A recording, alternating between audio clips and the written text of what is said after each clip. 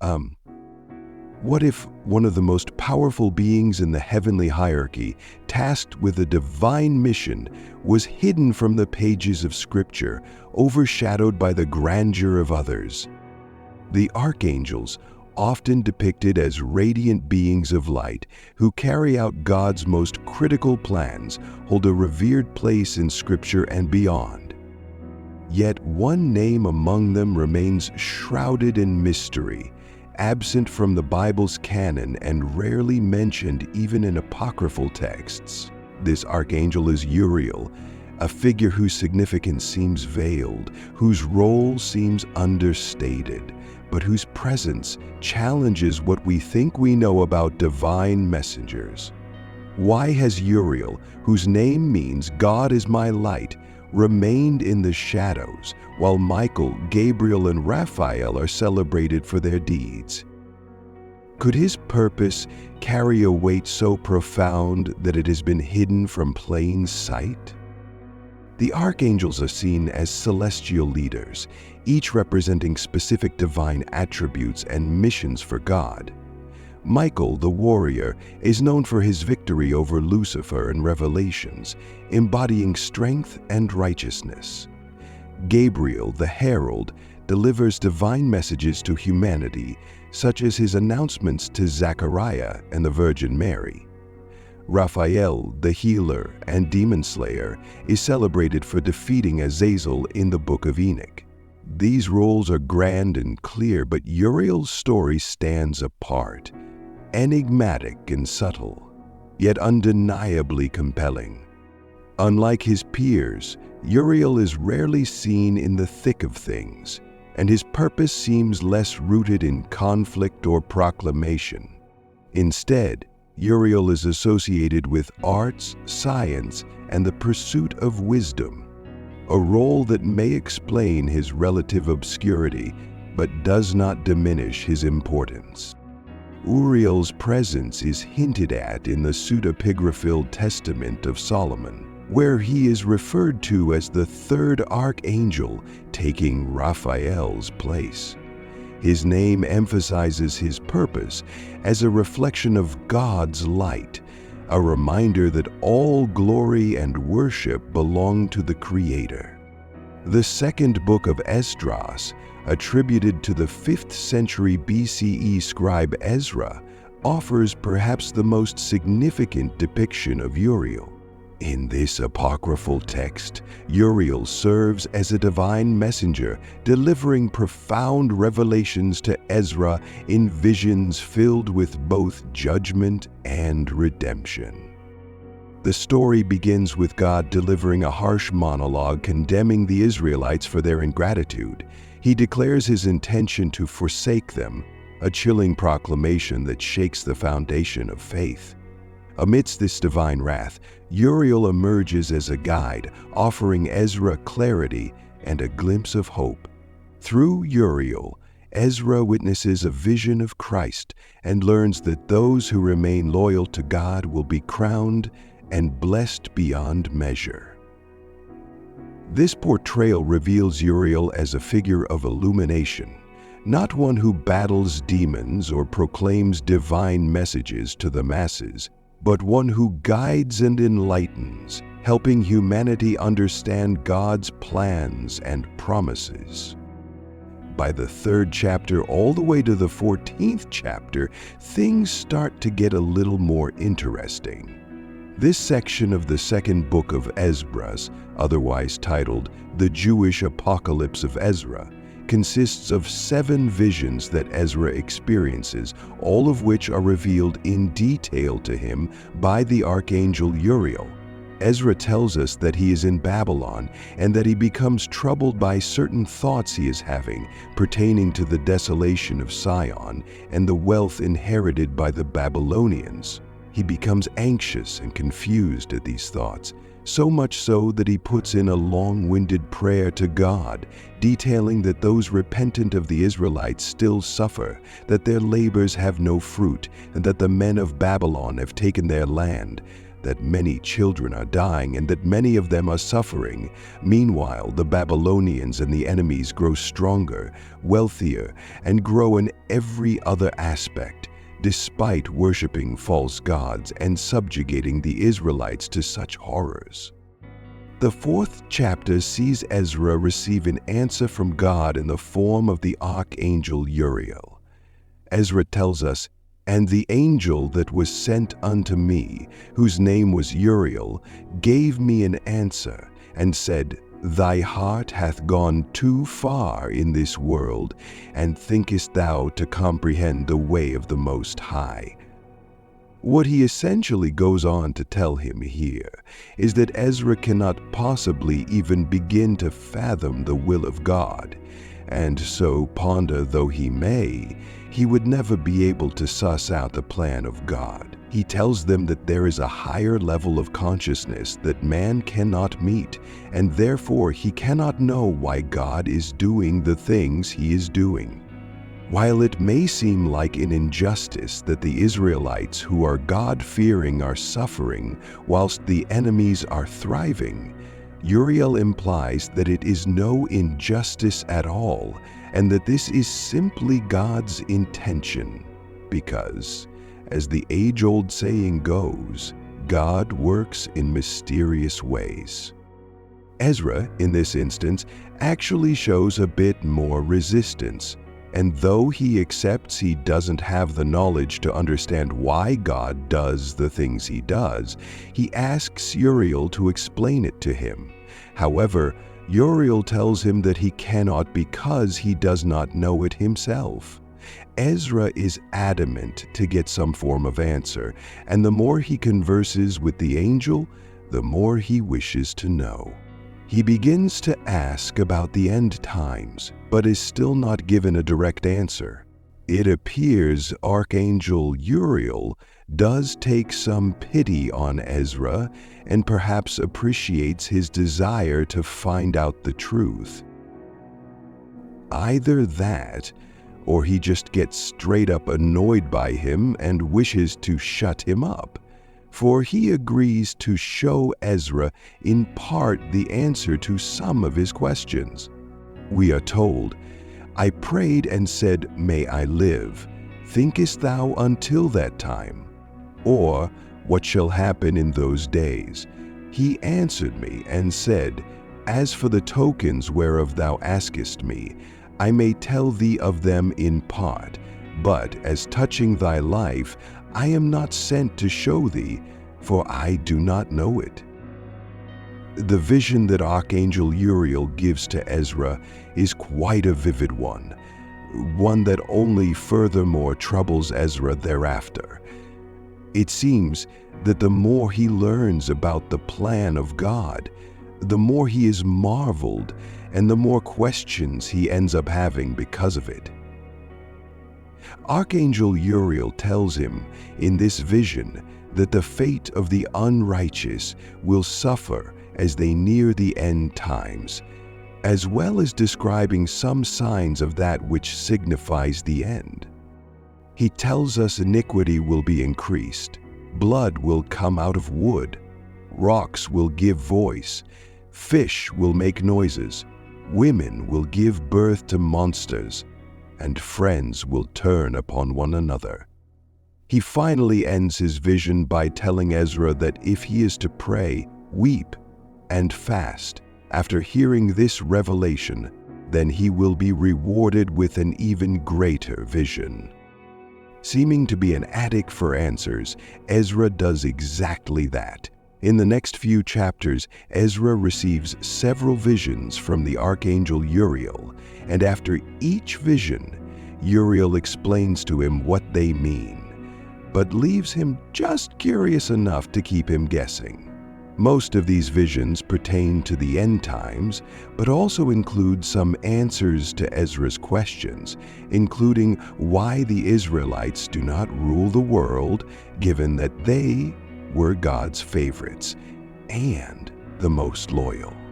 It is in chapter 7 where Ezra begins to realize that he cannot understand God's plan nor how God works, because as a mere man, such things are inconceivable. He begins to realize that the Lord is merciful and that this is the reason why the sinners are allowed to live their lives, so that God can be seen to be as merciful as he claims to be, allowing those who do wrong to make amends. By chapter 8, Ezra is praised by the Archangel Uriel for not letting such wisdom go to his head and for not becoming arrogant with the information that has been bestowed upon him. Uriel promises that should he remain this way, he will be saved for his righteousness and for his humbling in the realization that God's plan far exceeds his understanding and always will. Ezra continues to have dreams and visions to which are explained to him by both Archangel Uriel and God himself. This literally goes on and on and on for another 6 chapters, where, in a roundabout way of speaking, Ezra gains more wisdom about God and the world than he could have ever dreamed about, none of which he chooses to disclose with us, by the way. We are told that he and 5 other men are also given visions and a vast understanding of the world, which they write about in 204 books. By the end of chapter 14, Ezra is advised by God, and it came to pass when the 40 days were filled that the Highest spoke, saying, "The first that thou hast written, publish openly, that the worthy and the unworthy may read it. But keep the 70 last, that thou mayest deliver them only to such as be wise among the people. For in them is the spring of understanding, the fountain of wisdom." And I did so. See how selfish this guy is? In any case, before I go any more off track, I implore you to give the books of Ezra a read, and see for yourself anything that I may have missed in regards to Archangel Uriel. But getting back to the Archangel himself, we see him in this text as more of an interpreter, perhaps a role more suited to that of Archangel Gabriel, given his prowess in, well, delivering messages. We aren't given a physical description of Uriel, nor any unique characteristics about him, nor any real sense that he is anything other than a voice speaking to Ezra. Through this, the role of Uriel is only mystified further, although some see him as the Archangel of Wisdom, given that he is able to paint some colorful metaphors for Ezra whilst discussing some complex ideas. It is also he who is responsible for opening Ezra's eyes to the bigger picture at work. Archangel Uriel is often depicted in various apocryphal gospels, where he has a varying degree of importance. In one of his roles, he is thought to rescue John the Baptist and his mother Elizabeth from the massacre of innocents, a biblical event which sees King Herod murder all of the babies in Bethlehem in an attempt to vanquish Jesus.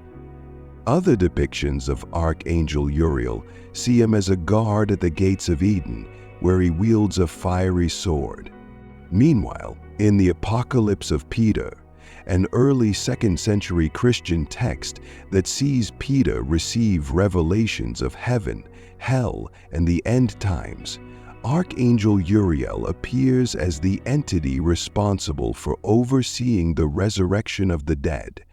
We are told, "And soul and spirit shall the great Uriel give them at the commandment of God. For him hath God set over the rising again of the dead at the day of judgment."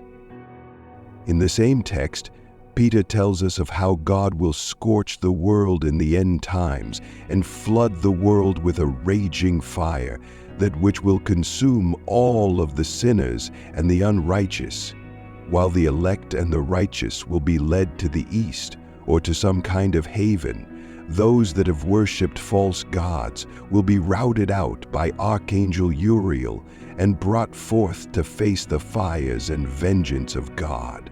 As we are told here, Uriel, the angel of God, shall bring forth the souls of those sinners who perished in the flood, and of all that dwelt in idols, in every molten image, in every object of love, and in pictures, and of those that dwell on all hills, and in stones, and by the wayside, whom men called gods, they shall burn with them in everlasting fire.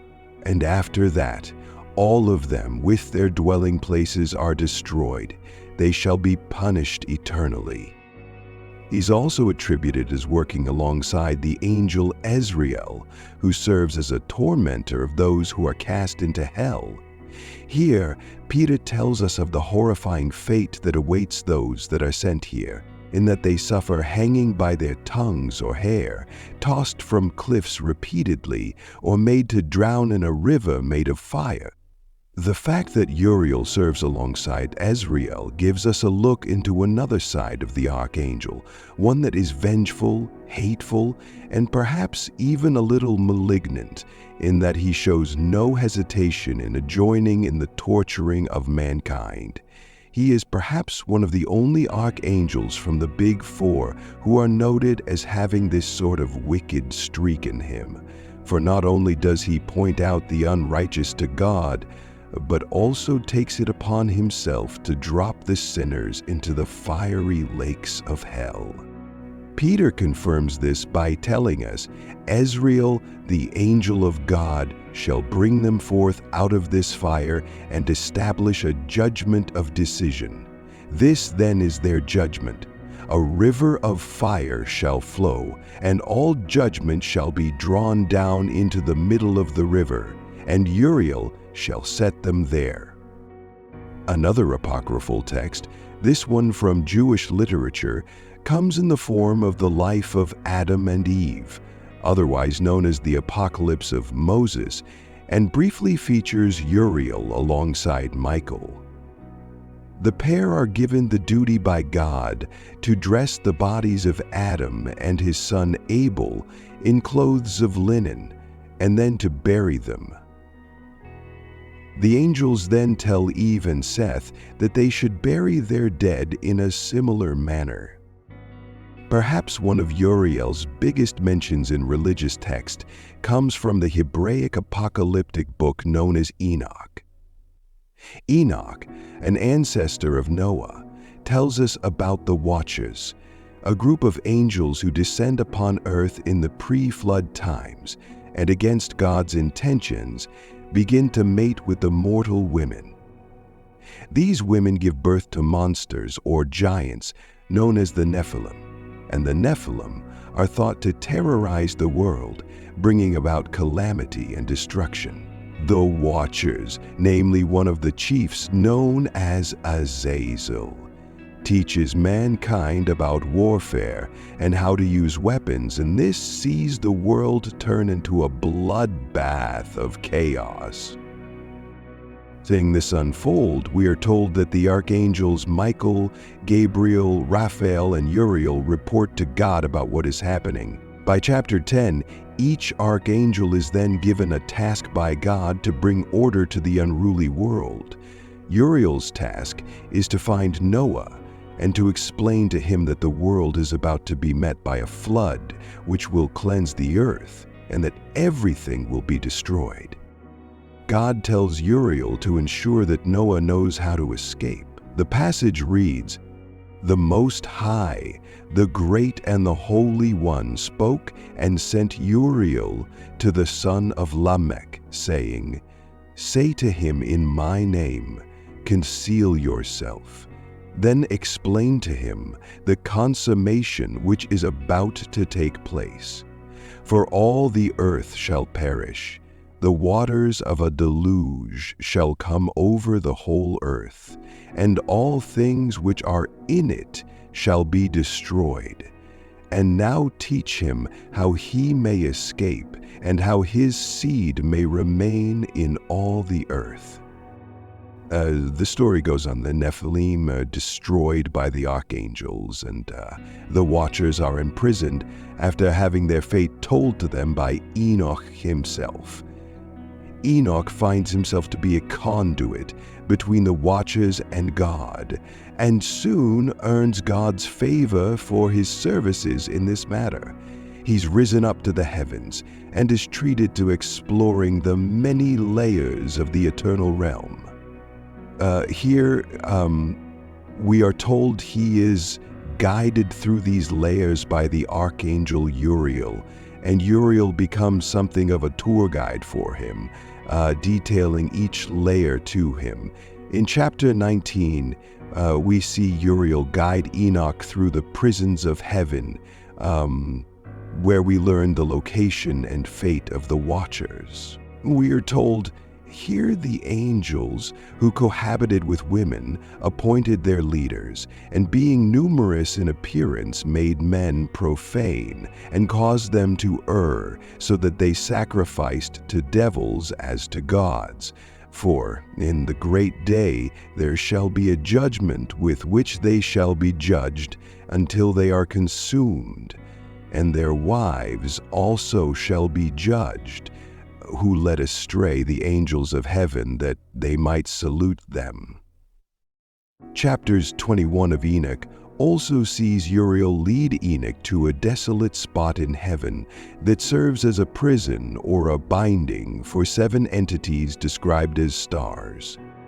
Enoch is curious as to what these stars are or what they represent, to which Uriel explains, "These are those of the stars which have transgressed the commandment of the Most High God, and are here bound until the infinite number of the days of their crimes be completed." The chapter ends with Uriel taking Enoch to another prison in heaven, that which is described as a great blazing fire with burning columns that descend into the darkness all the way into the abyss. Enoch tells us that this particular place is a terrible one, and Uriel confirms this, telling him, "This," he said, "is the prison of the angels, and here they are kept forever." By chapter 26, Uriel takes Enoch back to earth and shows him a valley amongst a beautiful landscape, but that the valley itself was barren. Enoch queries as to what the significance of this place is, to which Archangel Uriel explains, "This valley is the accursed of the accursed forever. Here shall be collected all who utter with their mouths unbecoming language against God and speak harsh things of his glory. Here shall they be collected. Here shall be their territory." You might say that this links in quite well with the accounts from the Apocalypse of Peter, where we are told that Uriel is actually responsible for the gathering of lost souls and the unrighteous, so that he might present them for the cleansing of fire by the hand of God. You might also say that this is where Uriel gathers the sinners in the end days, from which he descends into hell and drops them into the lakes of fire. Today, however, many believe Archangel Uriel to be an angel of wisdom, one who gives people both inspiration and motivation to live righteously. Many believers see Uriel as one who brings God's wisdom into their lives and may visit one to deliver new insights and assistance. It is thought that Uriel helps one to achieve a higher connection with God and will guide them through major decisions, similar to how he guides Enoch through the heavens. He is also thought to give intuition and will help you develop a potential psychic link with God and the higher realm by delivering visions and dreams. Ultimately, Uriel is an archangel many turn to for guidance during creative blocks or when motivation falters. He is also called upon by those seeking to regain confidence or self-respect after facing hardships, Uriel is believed to empower the suffering, restoring purpose and value in their lives. Some traditions associate him with electricity, symbolizing his ability to energize and inspire, while others say he manifests during thunderstorms, channeling his presence through lightning. Uriel is often represented by a red ray of light, through which he helps believers navigate tough decisions and process challenging emotions. He inspires acts of generosity and goodwill, reminding believers that true wealth lies in kindness, an attribute God deeply values. What are your thoughts on Archangel Uriel? Share your stories in the comments. And if you enjoyed this video, give it a thumbs up. And don't forget to subscribe for more fascinating insights.